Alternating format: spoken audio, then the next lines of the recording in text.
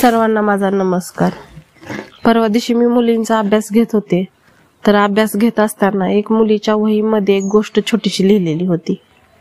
ती मला गोष्ट खूप आवडली म्हणून मी वाचली। मग वाचल्यानंतर त्यामधील एक छोटासा संवाद होता। तो संवाद जास्त तर मला आवडला। मग तो आवडला म्हणून म्हटलं तुमच्याशी बी शेअर करावा, म्हणून मी व्हिडिओ बनवते।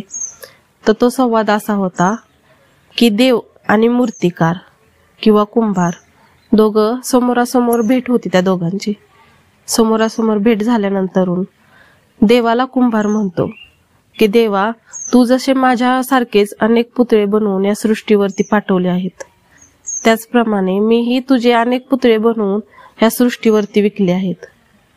पण फरक फक्त एवढाच आहे की तू बनवलेले पुतळे एकमेकांशी भांडतात, एकमेकांचा रागराग करतात, पण मी बनवलेल्या पुतळ्यांसमोर तुझे पुतळे बनवलेले नतमस्तक होतात। जर तुम्हाला आवडलं तर शेअर, लाईक, कमेंट नक्की करा। धन्यवाद।